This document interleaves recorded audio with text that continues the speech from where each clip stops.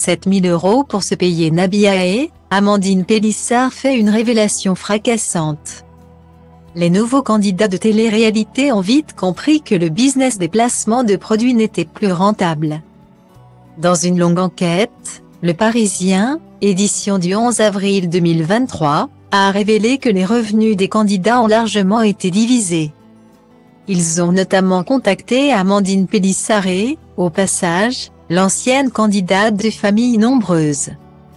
La vie en XXL, TF1, n'a pas manqué de tacler Nabila Benatia. L'ère des placements de produits est révolue. Il y a quelques années, les candidats de télé-réalité s'en mettaient plein les poches en vantant les mérites de différents produits de consommation.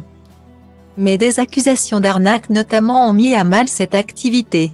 Et Amandine Pélissard peut en témoigner. Fin 2020, je gagnais entre 10 000 et 20 000 € par mois. À la fin, c'était plutôt 5 000. Les influenceurs sont beaucoup moins rentables qu'avant, a lancé l'épouse d'Alexandre dans un premier temps. Puis, elle a pointé du doigt le fait que certaines marques tentent de briller grâce à des personnalités largement suivies. Une solution pas vraiment rentable semble-t-il. Une marque de cosmétiques avec laquelle je travaillais a déboursé 7 000 € pour se payer Nabila. Et elle a fait 5 ventes dans la foulée. A poursuivi la mère de famille, qui est de nouveau enceinte.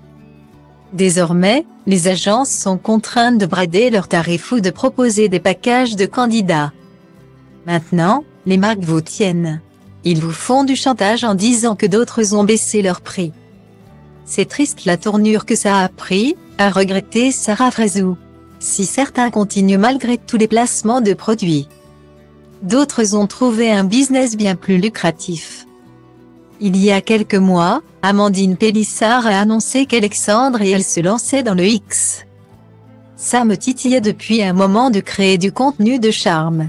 J'ai toujours assumé d'avoir une sexualité libérée avec mon mari. Et il y avait une demande, a-t-elle confié, toujours au Parisien. Le couple s'est tout d'abord inscrit sur Main. Puis sur OnlyFans et Swam, réseau social sulfureux détenu par le mastodonte du porno amateur, Jackie et Michel précisent le site. Nous, on assume. On apporte du bonheur aux gens. Il n'y a pas de mal à se faire du bien, a confié Amandine Pélissard. Alexandre et elle répondent aux messages de leurs abonnés quand les enfants sont à l'école. Et le soir, une fois leur tribu couchée, ils tournent leur contenu de charme. Si c'est des pratiques qu'on fait habituellement, ça nous va, a-t-elle conclu.